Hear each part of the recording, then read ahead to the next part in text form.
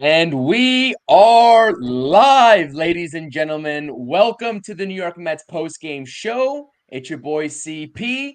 And as you can tell, it is John from Pure Adrenaline Sports right by my side. This is the very first post-game episode between myself and John, and we cannot wait. This has been a long time coming, and we cannot wait to present to you all this New York Mets post-game show. We have a very, very special post-game show here for you all tonight, in which we'll be talking about a sweep by our New York Mets 8-3 over the Boston Red Sox. John, how are you doing today? Awesome stuff, man. What a game. The Mets jump out early, make it interesting for the longest time. And then, like you said, behind the scenes, the Mets put up another big inning in the eighth, but we'll get into all of that as well. But yeah, man. Yeah, absolutely. Absolutely. Absolutely. We'll get into all of that. We'll get into the pitching. We'll have a Tyler McGill start to discuss. We'll get into the X's and O's. I do have some words, some choice words for Tyler McGill, with not really a great outing in my book. But like I said, it's really hard not to be positive right now with such a crucial sweep, especially in taking into consideration what the Atlanta Braves are doing and who they're going up against right now, and them securing the victory over the Colorado Rockies, or just about. But like I said, everyone in the chat, please hit that thumbs up. This is being dual broadcasted to my channel at CPNYSports and the Pure Adrenaline Sports podcast. We are going to be doing these post-game shows more often than not. We might even get Rob to join us on a handful of streams as well. I know his work schedule is kind of limiting to that fact, but it's like I said, I'm just so excited for this collaboration, John. I appreciate you having me on here as well. And I appreciate everyone in the chat. So please hit that thumbs up button and please hit that subscribe button. And congratulations to you, by the way, good sir, on 4,000 subscribers over on your YouTube channel as well. Man, first off, CP, thank you so much. Man, tonight's stream was unbelievable. At one point, we almost had 500 people watching. Our biggest live stream ever, and just getting bigger. The more and more intense these games get, the more and more the crowd on the live streams during the games are getting bigger and bigger. Yeah, absolutely. And that's exactly, you just said it perfectly. These games are getting more intense. It's September 4th. The Mets are heading into an off day. They're right in the thick of things in this NL wildcard race. A couple months ago, we weren't even sure if we're going to be getting competitive baseball out of our New York Mets. And here we are on a post game with just about 100 people watching us, getting our analysis on this game. So let's give the people what they want. Let's talk about the pitching here in just a second. Or for just a second, I should say. I want to talk about Tyler McGill. Obviously, this is his second start back after being recalled after the Paul Blackburn injury. Paul Blackburn, as we all know, is rehabbing in AAA Syracuse right now. He is scheduled to come back very shortly, and the Mets are going to have a decision to make on Tyler McGill. A polar opposite start in this start against the Boston Red Sox than his last time out against the lowly White Sox. What did you make of his start? Because when I analyze Tyler McGill, I always, in every single Tyler McGill start, I always approach it with skepticism. Mm-hmm. Or I don't even want to upgrade it to cautious optimism. And I said it on the pregame between Rob and myself on our Amazing Mets pregame show before tonight's matchup. Oh, lost your mic. Lost your mic. Either you're muted or something happened.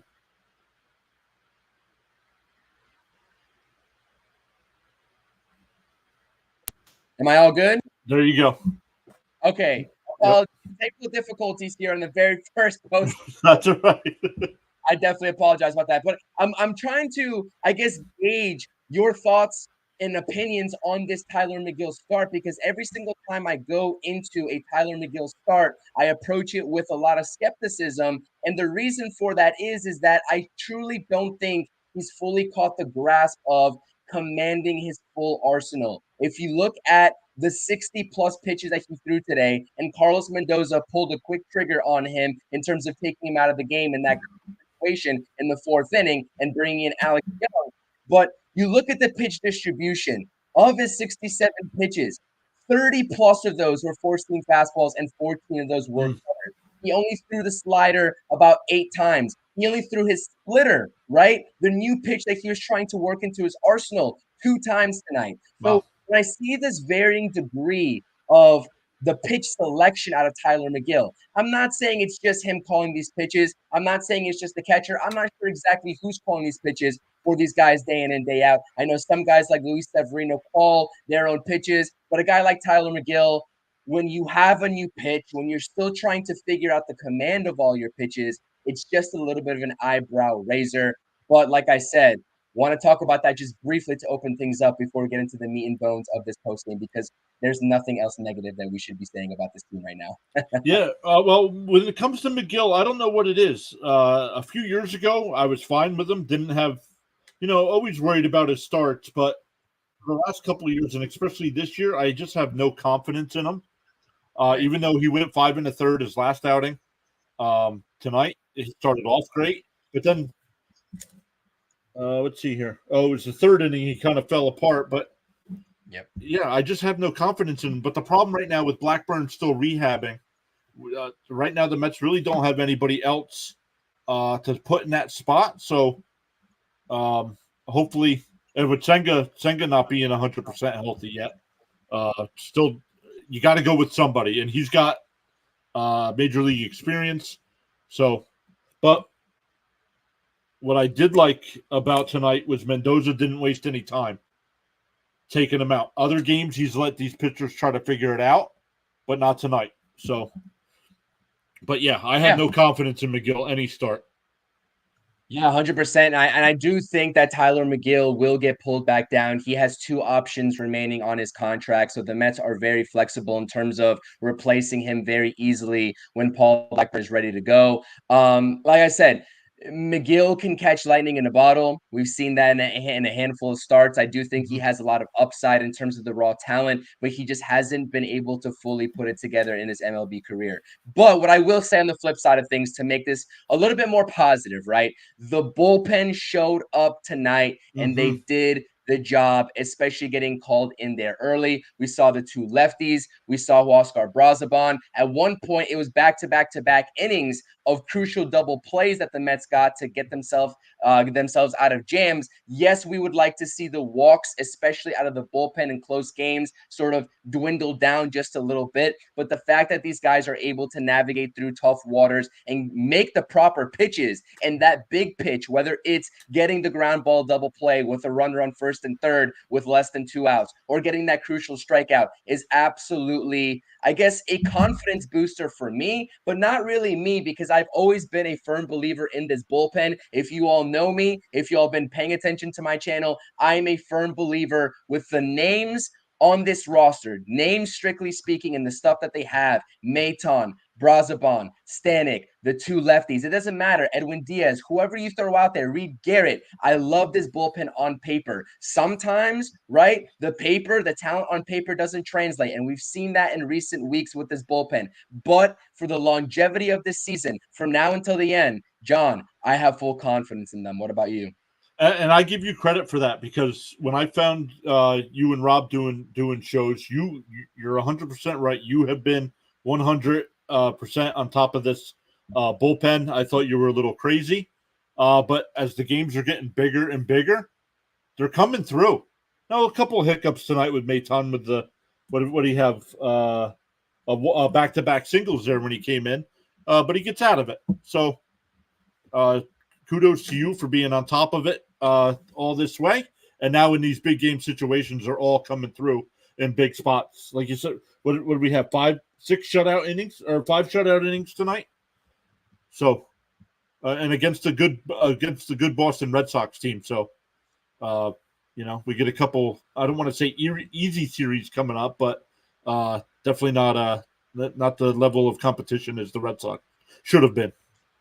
Yeah, and we'll talk about that Reds series coming up after the off day too. Edwin Diaz comes in, obviously gives up that leadoff walk, strikes out his next batter, gets a couple of, actually he struck out 2. The graphic is actually wrong. I apologize. He struck out 2 with 1 walk, but 0 hits given up. Edwin Diaz was absolutely electric. I know a lot of people, a lot of fans were pissed off. They were kind of worried about him as well after that sort of meltdown he had in Arizona, giving up the grand slam to Corbin Carroll, but he has conducted himself in a true elite bullpen closer manner ever since that little hiccup. And you know what? He's looking like the old Edwin Diaz, and that's exactly what we've come to know, love, and expect out of Edwin Diaz. So the Mets are definitely going to need his services, just like he put in tonight. And it's good to see him finally get into the game, right? After some extended rest. Right. And I didn't hear it. I did have, because I was doing the live stream. Somebody in my chat said, one of the announcers tonight for the Mets said Diaz just needs to keep throwing angry.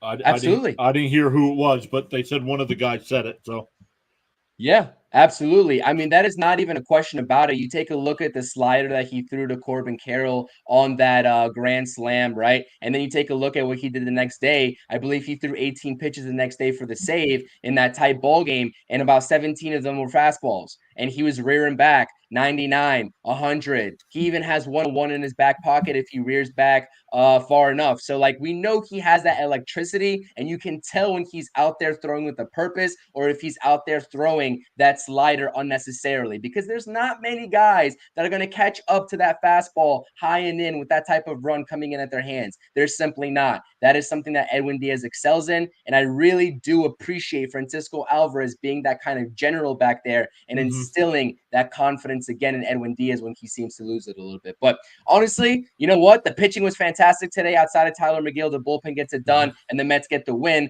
Let's talk about a little bit of the offense. Now, this is going to be a little bit of a drier conversation because really, up until that eighth inning, the only thing that we could have really talked about was the Jesse Winker grand slam. Right. But that is the perfect guy that I want to talk about right now in the contributions that he is bringing to this Mets team ever since. And I'm not talking about his production on field strictly. I'm also talking about the intangibles, the leadership, the vibe that he brings to this team and how he's meshing in with this team. The OMG sign. It doesn't matter if he's hitting the home run like tonight or somebody else is. He's always part of those OMG pictures in the dugout, I feel like. And that is something that is really special. You can see the camaraderie and the bond with this team, not only, right, presumably in the clubhouse, but how it translates to the on-field sort of mannerisms. And that's something that was completely lacking in 2023. So I'm curious to get your perspective on that, because we really haven't talked about that amongst ourselves between me and you, about how this team just looks like they're vibing and gelling together as a cohesive unit. Yeah, absolutely. I mean, this team, even some of the guys you didn't think were kind of like, I know Lindor and McNeil have always seemed to kind of have that little rift between them. I'm not seeing that this year. But a great point was brought up during this during the game broadcast that one of the announcers said, "What it take Winker all of 5 minutes to feel like he was part of this Mets team." Right? I mean, he's got the history with the Met fans. So, I mean, I'm sure he's a great guy in the clubhouse. So he just fit in. The way they're acting with each other kind of reminds me of the 2015 team a little bit. But even though they didn't make a playoff run that year, 2019, this team was fairly decent in 2019 because of the Alonso. I mean, we all had the Alonso home run hype for the rookie record. And I'm just getting those same kind of vibes. That 2019 season, I did not want that season to end just because of how the team felt like a complete team and coming together. Yeah, 100%. I definitely agree with you. Was that the season where Tom Smith hit that grand slam at the very last game of the season? Yeah. Yep. That was it, right? Against the Braves. He came back from injury. Yep. I remember that like it was just yesterday. But yeah, that was a special season, especially as far as the home runs go for Pete Alonso. They didn't make the playoffs, unfortunately, but I definitely agree with you. Yeah, 100%. I mean, the offense, let's be honest here. Tanner Houck, after that grand slam, he kind of settled in. And I said it on the pregame. This guy's a talented pitcher. He's not going to wow you with the fastball, but the run that he has. I mean, how many times did he make Pete Alonso look absolutely foolish up there with the slider?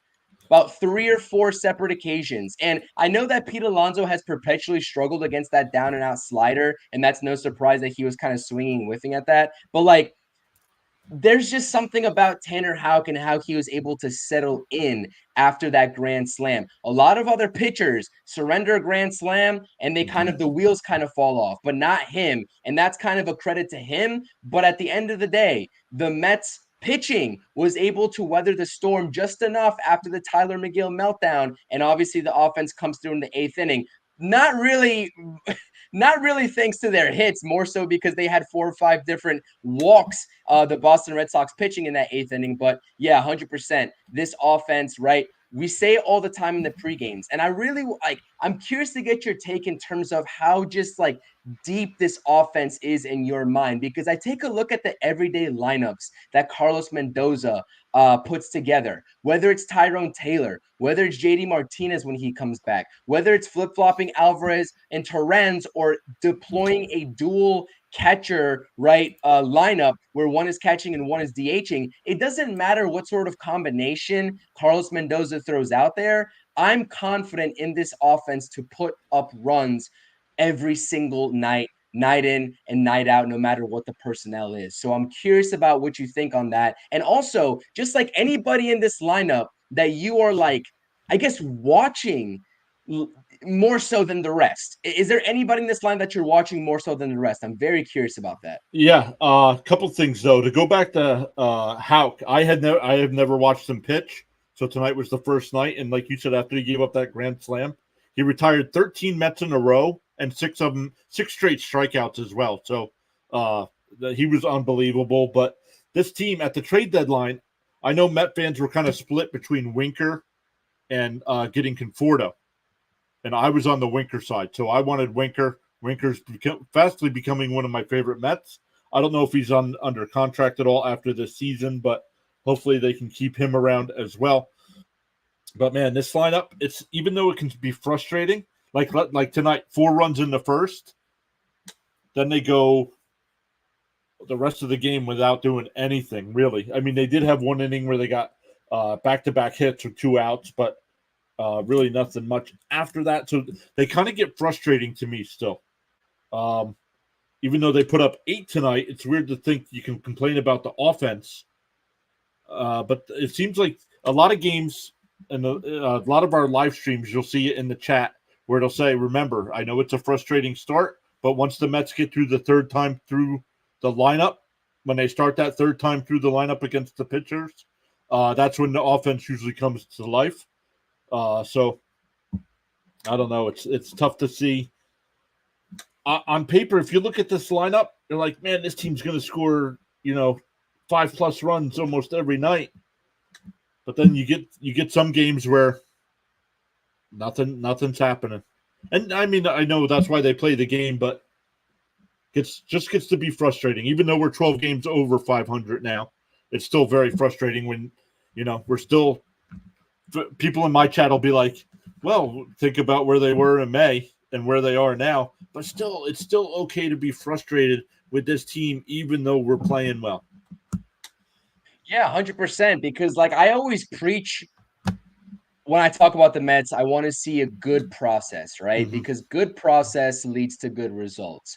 And I see sometimes, and I've seen in the past, especially the past couple of weeks, the situational hitting is like it's great some days, and then it's just piss poor the next couple of days. And it's kind of like find a happy medium, please, for crying out loud. And so I really do think right now, like tonight, obviously the Mets get the job done.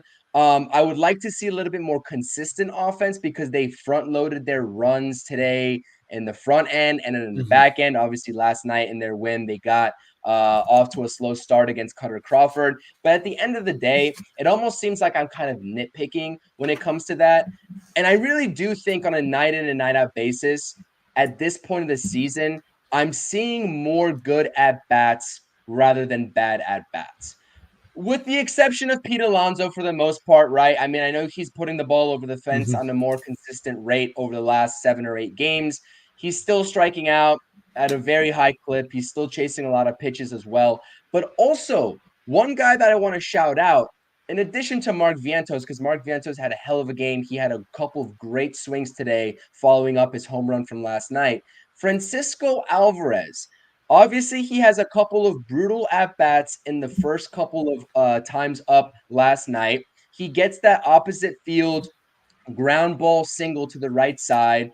First base coach Antoine Richardson kind of puts his arm around Francisco Alvarez, says, "Hey, good job," kind of calms him down, reassures him. And tonight, I really feel like Francisco Alvarez was seeing the ball well. Yes, I know he was only 1 of 3, but it seems like he was putting a lot more confident, well put together swings out there. And did you notice anything about that? Because honestly, when I assess these hitters, I'm not looking at what the end result was. Yes, everybody loves a base hit. They're going to love the long ball. They're going to love the actual results of things. But if a guy's hitting the ball, right, the cover off the ball, and it happens to land right into a glove like it did, I believe it was Duran in center field where Alvarez smoked one and he got out. Like, that's still a perfect process to me. And more often than not, right, this is when you take the advanced metrics and the expected batting average, the exit velocities, all that good stuff. Those will find green eventually. So I really think Alvarez did a great job tonight. I really do. Yeah, I agree. Alvarez, even though, like you said, he lined out to Duran on his first at bat, it felt like he was right on top of that pitch. He just hit it right at the defender. Unfortunately, he struck out then, but then he singled the other way. That the Mets that are struggling, especially the righties, they got to start going the other way because they're all getting that slider outside, and until they start taking that pitch, I would love to see Alonso hit a home run every time he's up, but start hitting some base hits to right field, man. I just glitched out there for a second. Yeah, I agree with you, though. I completely agree with you. And we had the discussion today on the pregame stream. And I'm kind of, I know it's probably bad of me to say in talking about Pete Alonso and my expectation of Pete Alonso. At this point of the season where the Mets need the most optimal sort of results, right, that each player can provide, I'm almost thinking that it's too little too late. And it's never too little too late, but I'm just the process of buying into being a gap to gap hitter. It seems like whether he's stubborn and not doing it intentionally because he wants to pull the ball and get as many home runs as he can in this contract year, or just simply the mechanics of his swing right now are just not allowing him to see the pitch and take it where it's pitched. I'm kind of on the train of not expecting that anymore. When Pete Alonso's at his best, he's driving the ball to the opposite field. That is no question about it. And so is that's the case for any good hitter in the MLB, right? Freddie Freeman is a prime example. When Freddie Freeman's on, he can pull the pitch over the fence, but he can also hit it to the left center field gap, right? And for a double. The same thing with Pete Alonso, but we haven't seen it on a consistent basis this year. It's going to hurt his contract value, but for the Mets and what they need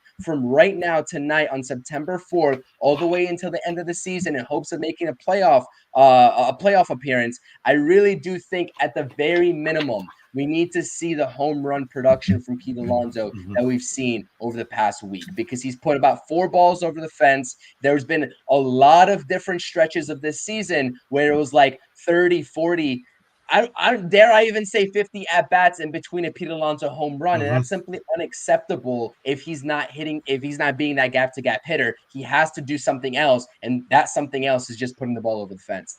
Agreed. And in my live streams, it's always talked about what are the Mets going to re-sign Alonso. I honestly don't think so. I think they will offer him a contract that they think is fair. But unfortunately, and I tell my people in my chat all the time, the name on the back of both my Met shirts that I wear is Pete Alonso. He's my favorite Met, but I'm sorry, he's replaceable. And as much as that's going to suck to lose him, I think that's what's going to happen there. I agree. Ricardo says, I agree. Did we both click on that at the same time? I agree that Alonso. No, I didn't click on it. You are in charge of the chat tonight. And by the way, shout out. And first off, sorry to people that are watching on my channel, because I always keep up with the chat. And here in the post game, we cannot keep up with the chat. We cannot, because it's being dual streamed, and honestly, we could be both looking at the same comment or a different comment, and it's going to kind of be glitchy. So we appreciate everybody in the chat. We're still trying to navigate the sort of chat function in terms of how we can do it with the dual broadcast. We're not ignoring anybody here. We're propping them up. I love to interact with you all. I see Cope's in here, Stoney's in here, David's in here, Junior, Stanley. all the usual supporters, Ray. If I could take an hour going up and down the list here. D, everybody, I appreciate you all being here, whether you're in my chat or whether you are in the Pure Adrenaline Sports chat. Please hit the thumbs up no matter where you are. Subscribe to both channels, all that good stuff. You know, we got to do this shameless promoting, but it's necessary. It's absolutely necessary, especially when we're going to be here for the long haul doing post games talking about our beloved Mets, John. Yeah, absolutely. I just want to get some. Ricardo says, it pains me to say this. I'll cry if Alonso doesn't come back. I think with having Boris as his agent, I think they're going to, which they should try to get the most money they can. But I do not think the Mets are the team that are going to give them the most money. Something that's really interesting, and I think is the most likely scenario, and it just depends if Scott Boras and Pete Alonso want to take that route, is something that Junior's saying in the chat here as well. I've said this on my X account. I've actually floated this idea out on some of our streams as well with Rob, is that the most likely scenario, let's face it, nobody, doesn't matter what the totals end up for the RBIs and the home runs, nobody is really impressed, right? To the point of giving up the monetary value and the years on the contract that Pete Alonso, that the rumors had that he wanted, him and his camp wanted, right? So if they are going to play hardball, the most logical thing to do is give Pete Alonso that qualifying offer, see if he'll take another 2.0 type prove it year while being paid. I believe the QO is somewhere in the ballpark of $25 million. And listen, I'm not naive to the fact that there's probably some desperate team out there that will give Pete Alonso a longer term contract, whether it be 3 years, 5 years, or maybe even, dare I say, 6 years. But at the point of what is the AAV going to look like for it? And I really do think that David Stearns is bringing in a totally different approach than what the Mets were operating under with Billy Epler in terms of bring this guy in or back at all costs. Like Brandon Nimmo, great player, and the market for the center fielders when Brandon Nimmo was a free agent was obviously kind of sparse, and he was the headliner of it, so they had to overpay him, but they overpaid him, right, by a pretty good margin, I will say. But not only just that, I'm talking about obviously your Scherzers, your Verlanders, etc. In hindsight, nobody's going to complain because those guys are solidified future Hall of Famers, right, at the time. Right. But I really don't think that the Mets under David Stearns, under any circumstance, no matter what name you are or what name on the back of your jersey it is, maybe minus Juan Soto, that they're not going to, right? Maybe minus Juan Soto, right? I mean, I can't be dumb enough to not believe in that. But right, like a guy like Pete Alonso, who really hasn't proved it, right, over the last year when he was really supposed to prove it in all of the totality of 2024, I really do think that David Stearns is going to have a little bit more of a disciplinary approach to the contracts that he gives out, because they are working in a capacity where they have to think about the short term and the long term. Do you really want $30+ million on your books for 7 years or 8 years of Pete Alonso?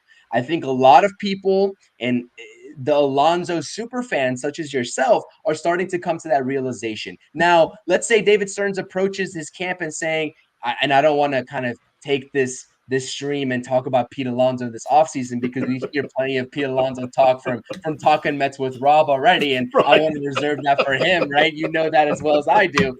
But what I will say is that if the Mets, or I should say if Pete Alonso and Scott Boras are a little bit more realistic in their approach, I think a deal will get done. But realistic approaches and Scott Boras don't really go in the same sentence together. And I would just expect it to be a hard time in terms of the negotiation table. Yeah, a couple guys in the chat here saying 5 years, 125 would be his offer. Ricardo says 4 years, 120. He might take that 4 years, 120. I don't know. I think the philosophy from Ricardo is give him a lower year value, but just blow him away with the AAV to the point where he can't really refuse it. I think that's the philosophy. And Cope says Soto is the only player the Mets should be all in on. I feel like I would like Anthony Santander. What do you think about that name? Well, would you have to trade for him? No, he's a free agent. Oh, he's a free agent. Well, I don't. What position does he in? I'm not too familiar with Baltimore. He's an outfielder, so He's an he'd probably outfielder. be a backup option if Juan Soto, if that plan fell Yeah. through, right? That's what I foreshadow. Well, in terms of Pete, I mean, who would you think would be if let's not go crazy here, but a guy that I think could opt out of his deal would be Rhys Hoskins, and then he could become a free agent. Did he have the opt out after the first year? I know he He said that does. year deal with the Brewers. He He does. did. Okay, According to that was a name. Yeah, Spot Track, he's got an opt yeah. out. So He was a guy that I was heavily interested in, and it's kind of funny to see how that sort of situation unfolded in that very first series. I was actually on deck for that game where this sort of argument broke out between the two camps. But listen, I mean, yeah. there's a lot of different routes you can take if Pete Alonso's not back on this team. I think a lot of people are accepting of that, whether it's external options or internal options. But at the end of the day, yeah, Christian Walker. I mean, Christian Walker. yeah, you got Christian Walker as a free agent. Yeah, Yep. there's a lot of options. There's a lot of options, and I guess I'll just say that. But like I said, let's not bombard this stream with Pete Alonso talk. We do have a win to talk about. 8-3 final score of tonight's ball game to complete the sweep. A sweep feels so damn good, doesn't it, John? It Not does. just a series win, but a sweep. And not just to get not just a sweep. You sweep a team that's fighting for their playoff hopes as well. So the Mets with this sweep send Boston to 500. They're now 70-70.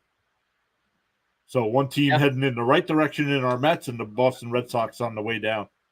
On the way down as well. Yeah, their bullpen has been absolutely just taxed, and they have not been performing. So we'll see how that sort of AL race comes to fruition and ends up, because the Royals also have fallen off a little bit as well, and they're kind of competing with each other. But we appreciate all the chat. We're about 30 plus minutes into this post-game stream. If you all like what you hear, if you like this duo, if you want to see more of this duo, make sure you hit that thumbs up. Please subscribe to the channel. I think I'm only about 17 subscribers away, 900 on my channel. So please, if you can help me out, come over to my channel and subscribe. I definitely would appreciate that. And keep subscribing and hitting that thumbs up. Like, it helps us out. It helps the algorithm out. And like you said, as these games get more and more important, these talking points become more and more people start to tune in, and we cannot be more appreciative of that fact. And I think that John could definitely attest to that as well. Yeah, absolutely. And I'm going to give a shout out here to Frank T, who's always in my chat, always in my live streams.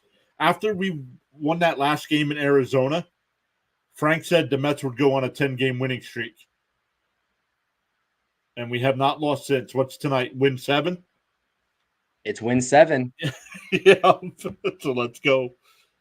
So shout out Frank for that. Yeah, shout absolutely. out Frank. I wouldn't have predicted that. I would have been like, all right, Chicago White Sox sweep. I wouldn't have predicted a sweep of the Boston Red Sox. So kudos to you, Frank. Absolutely, 100%. Because 100%. I was actually worried about that Chicago series, just because, right, we're the Mets. We're going to be the team that ends up losing to the White Sox. Now, I didn't get to see Sunday's game. I had somewhere I had to go, but man, apparently that was a nail biter. 1-0 into the 9th inning, and 14, 15 strikeouts. Yeah, I caught the tail end of that. I was in a different time zone on vacation, but I caught the tail end of that, and it was nice to see the Mets pull through some late runs. And that's something that I think has been consistent while we're on the topic of the offense before we move on, is that the name of the game for the Mets recently, and we saw it last night, we saw it tonight, is the ability to scratch insurance runs late in ball games. And you don't really always want to leave it up to chance late in ball games and keep ball games close. Obviously, in the perfect scenario, you're going to go out, get off a fast start, and just blow the other team out. But that's not realistic at all against teams, right? And it's good to see the Mets clutch up, the Mets offense in particular clutch up and be able to scratch across runs late in ball games, however it may be. Last night it was the hitting, right, via the home run with Vientos and Pete Alonso, and tonight it's via disciplined at bats and not chasing pitches out of the zone, because the Boston Red Sox just had no ambitions of throwing a strike in that 8th inning. So I love to see the versatility of the Mets lineup late in these games. Yeah, absolutely. I mean, that, like I said, as much as the game was frustrating from the first up until that point, man, the patience really shone through, and they all came through in big spots. I mean, 5 walks. I mean, that's some patience there for 5 walks in 1 inning. So Great stuff there. But man, what a the big thing again I wanted to bring up. I took some notes here during the stream here. Not only for Mets pitching, how they came through this series, they kept Devers off the board as well. Devers in the series was 0 for 11 and only had a sacrifice fly tonight. And he was really the only guy I was concerned about, really.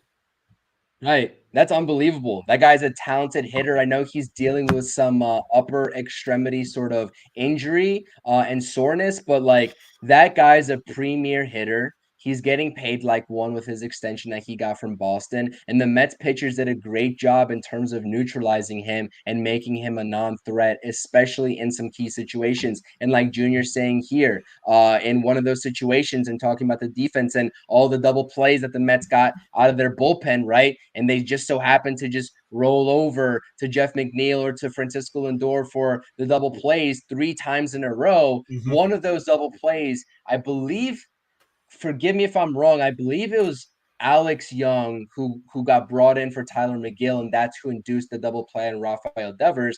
But yeah, holding Devers to an 0 for 11, I believe you said throughout the series, that's a win within itself. That is a Mm-hmm. testament to the pitchers and them executing pitches. Absolutely.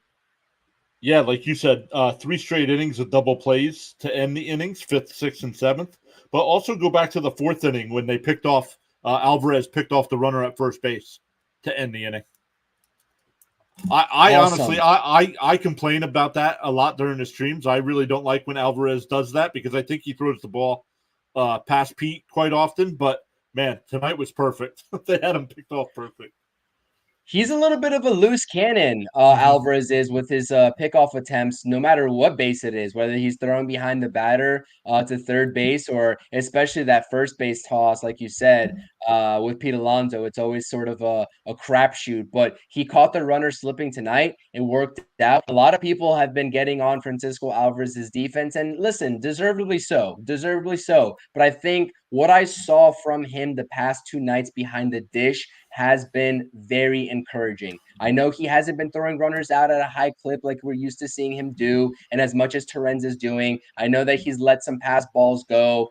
He's been kind of a little bit on the lazier side in terms of actually getting all the way down to block the ball. But I really do think that it's a matter of time before we start to see the old Francisco Alvarez back in terms of the both sides of the plate, the defense, right, and the offense. And I think that we're slowly going to start to see him come around as he kind of gets out of this rut. So 100% great defense. And Ricardo also in the chat wants me to shout out Danny Young specifically. Danny Young is a guy that I've been hard on because I miss Brooks Raley so damn much. I think that this bullpen could even be a lot better if that Brooks Raley injury didn't happen, obviously. But yeah, 100%. Danny Young deserves all the credit, and he's been posting some zeros the last couple times out, and that's exactly what we need from this bullpen. Not only from Danny Young, but Alex Young, Huascar Braziban, Phil Maton, and the list goes on and on and on.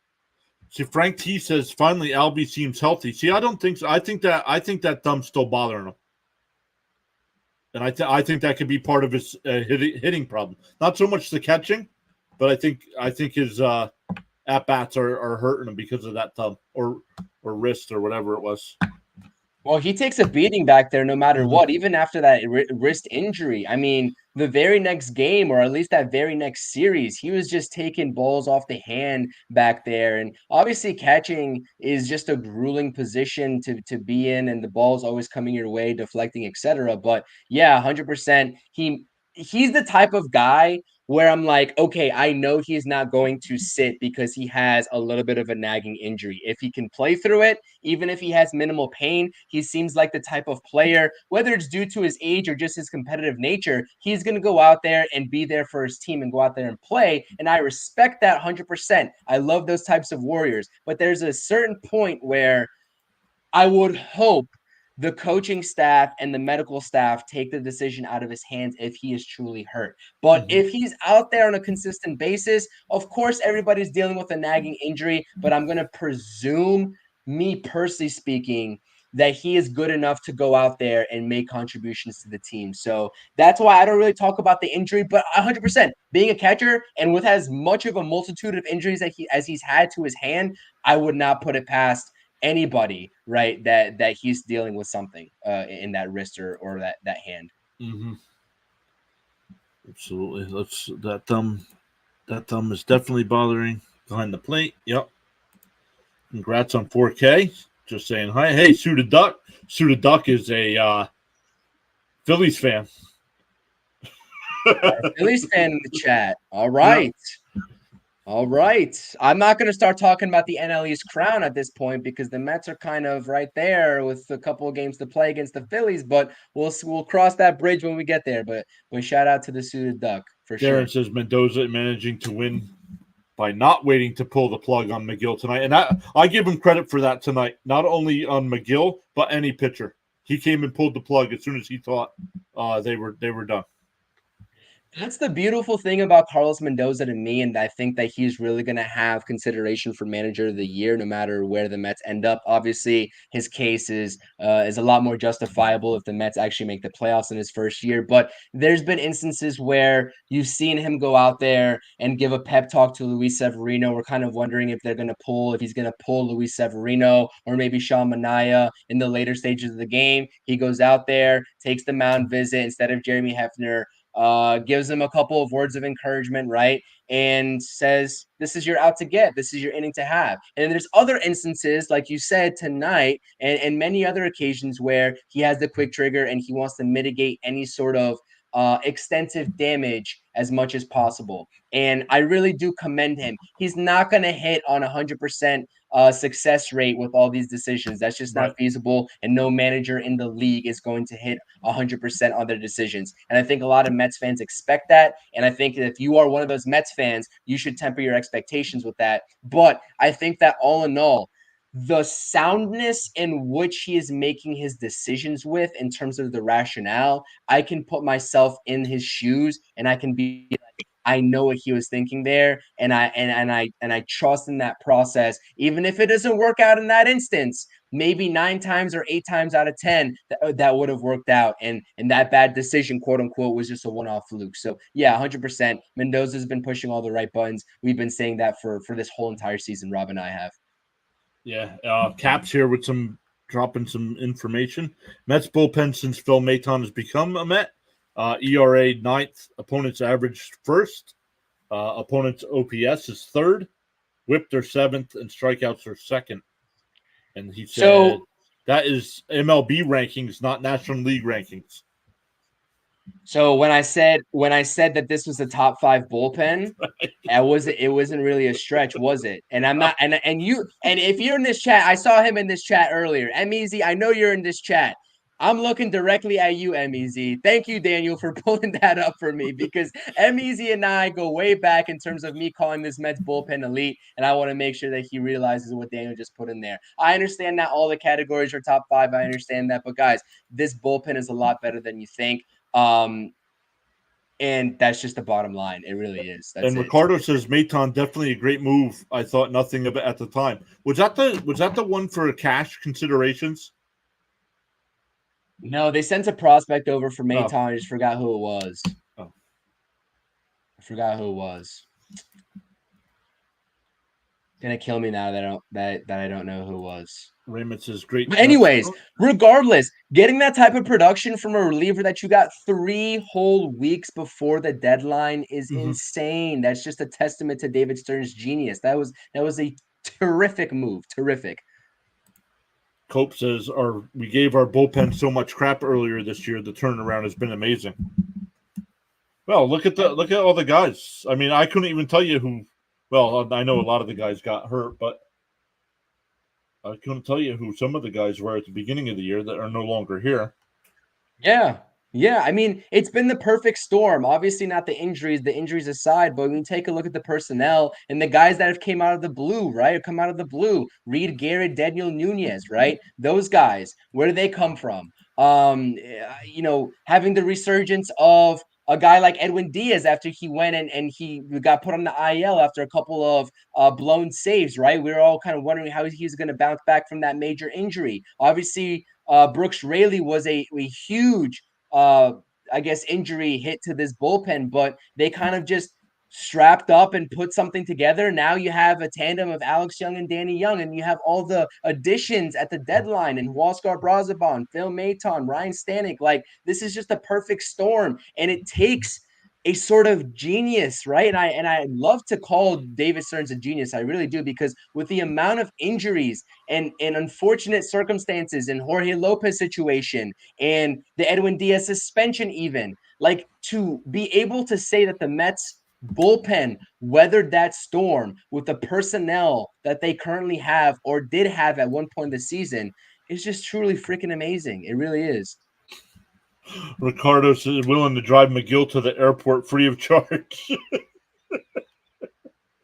You and I both, but he's got 2 options left, so that's probably not likely. Stearns deserves a lot of credit for making the right moves. Yeah, and Torrens absolutely stealing Torrens from the Yankees. Yep, that was cash considerations. Chat, help us out. Who was the prospect that went over in the Maton deal? I know it was a prospect. I'm just confusing who it is now. The infamous Terenzo's team cash, meeting. which is also just a genius move as well. But the yeah, infamous forget about team that. meeting turned the Mets around. Yeah, that was after we got blown out by the Dodgers, I think, right?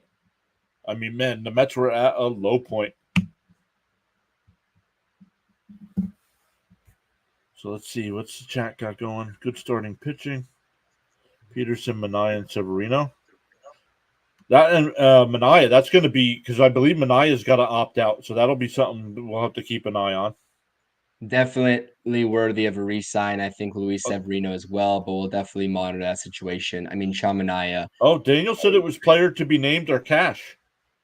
Or cash. Okay. Yeah. Okay. So I thought that it was a player to be named, but I thought they actually named the player. I just then there you go. Maybe I think you were right then. At that point, it was cash. Jeremy's been posting updates all night. The Tigers are now up 5-0 in the fourth.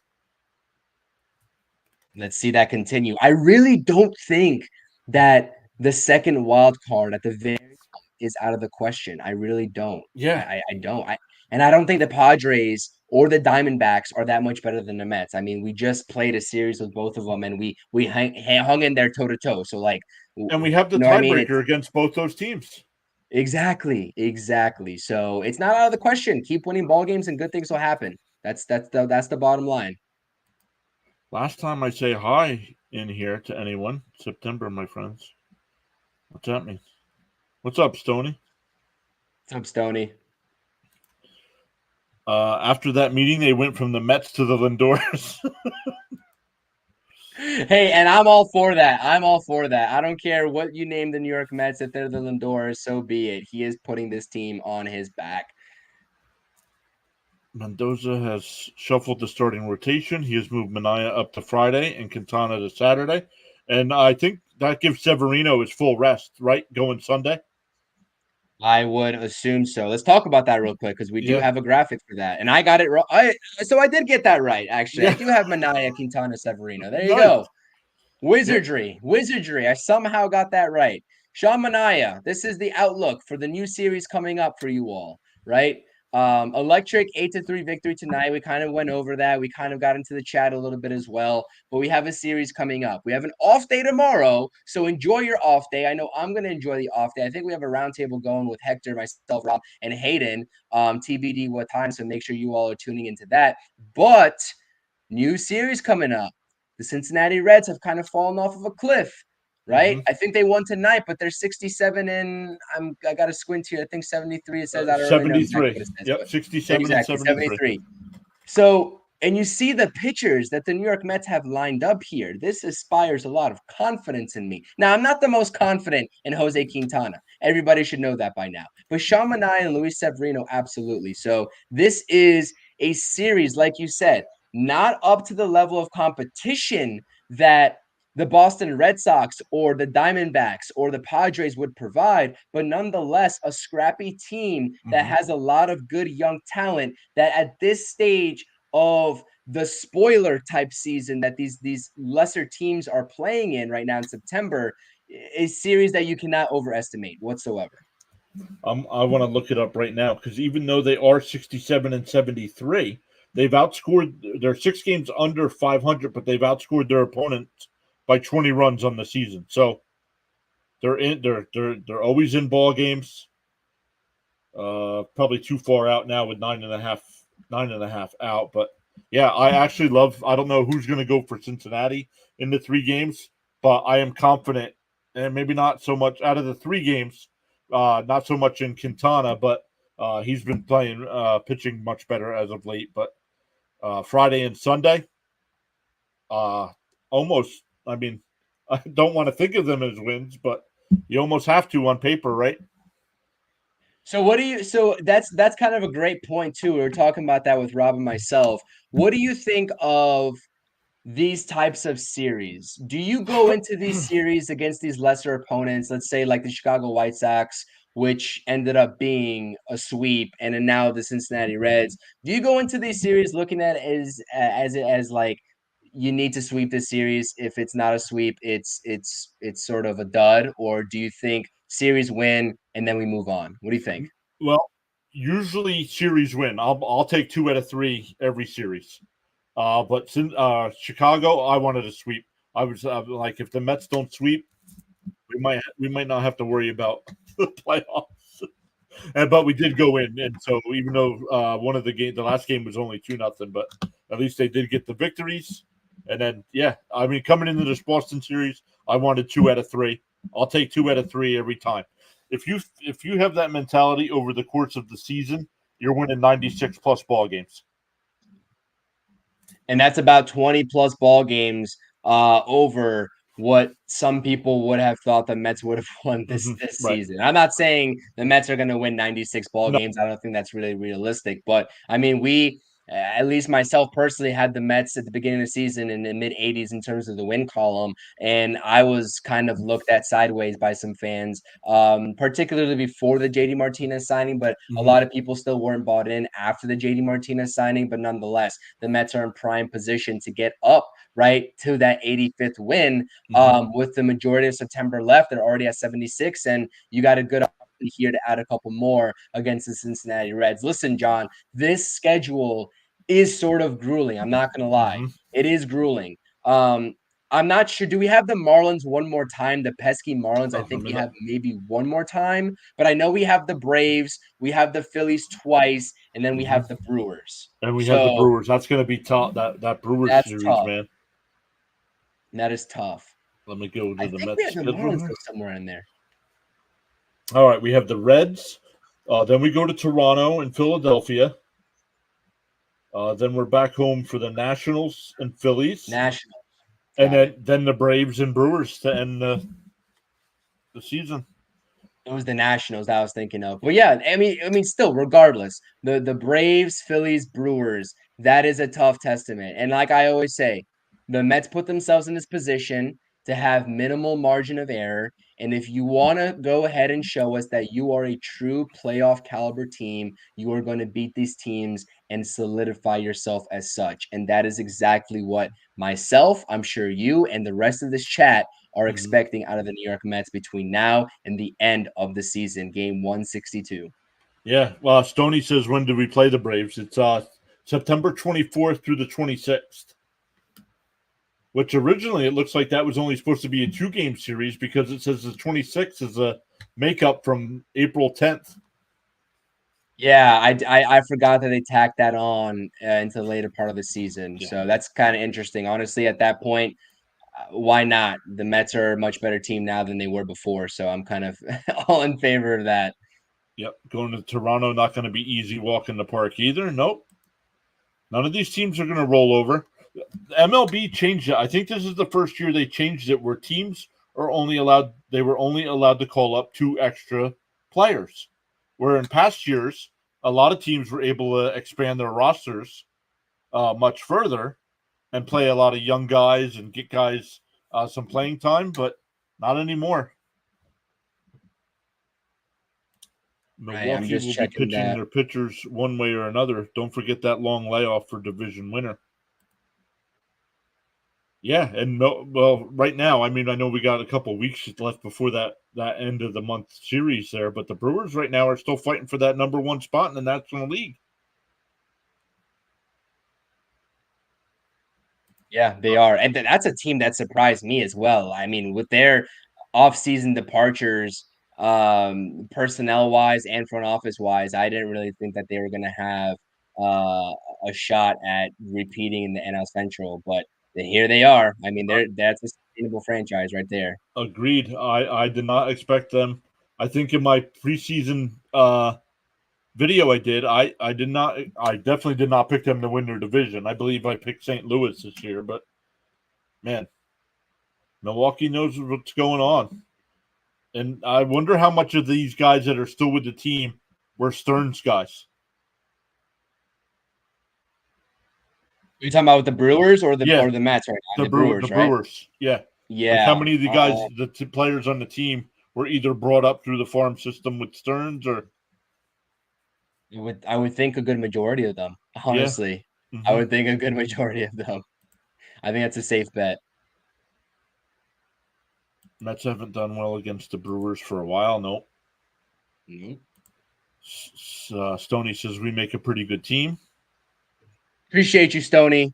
More where that's coming from. A lot more post games coming your guys' Ricardo way. says we So. make a good team as well.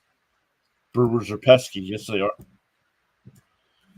So I don't know. I mean, another big series coming up against Cincinnati because you can't look past. Not to say the Mets are going to, but fans can look ahead, right? But no, I don't know. Yes. I don't know if players actually do, but man, this series coming up against Cincinnati, it's a big one as well. At least we're home. Yeah. Every series is a big one coming up for the Mets, but I agree with you. The fans can always look forward, but the players, I would have to imagine you have to take it one day at a Mm-hmm. time. And honestly, one day at a time also means enjoying an off day, which is Right. tomorrow, because these players have off days as well. Let's not forget about that. It's a grueling season, and they got families and lives and bodies to rest as well. So the off day tomorrow is going to be. Obviously, I always love to see Mets baseball, and I love to see the streams and be on stream and talk about the post games and the games or whatever. But at the end of the day, this is a much needed off day for the New York Mets, and I really hope that they regroup, get their minds right, and head back out there for game one against Cincinnati with the right mindset for sure. Yeah, Ricardo says got to go at least 4-2 in the next 6. Yeah, I kind of agree with that as well. P and John make it happen on a regular.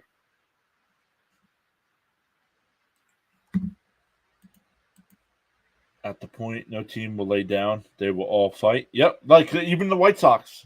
I mean, look what the White Sox did tonight to the Orioles. Yep. A team fighting. Now, the Orioles get lucky and the Yankees get crushed again tonight by Texas. I haven't been Jeremy paying says, I attention like to the AL combo. baseball, to be honest with you. I gotta do my research on the AL races going on. Mm. Let me just catch up. So once again, sorry, chat, especially if you're on my side, the pure adrenaline side. During my live streams, I keep up to keep up with all the chat. But man, doing a post game, completely different story. Which I hope most of them understand. I know a lot of the people that hang out in my live streams also are usually in your pre and post game shows as well.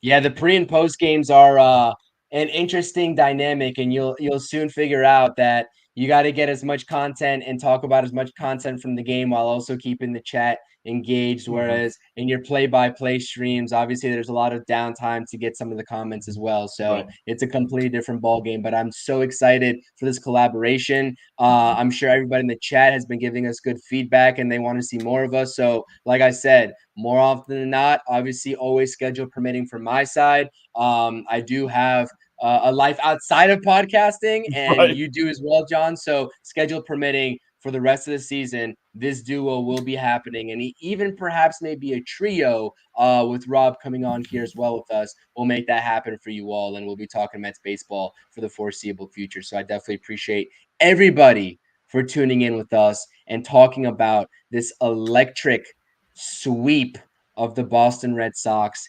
8-3 at home. Mets sweep. They improved to 12 games over 500. They are steadily approaching 80 wins on the season. And guess what?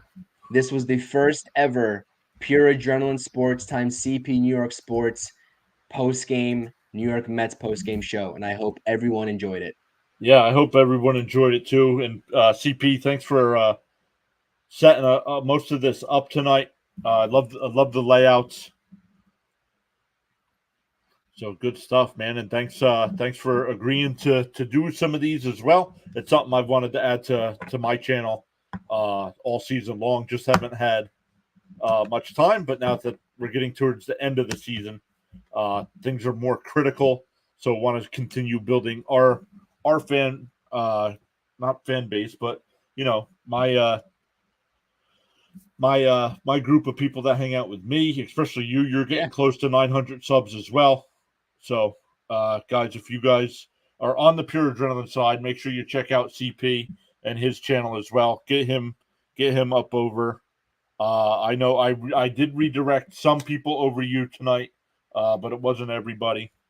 So it's weird how I can do that from different streams, but that was pretty cool.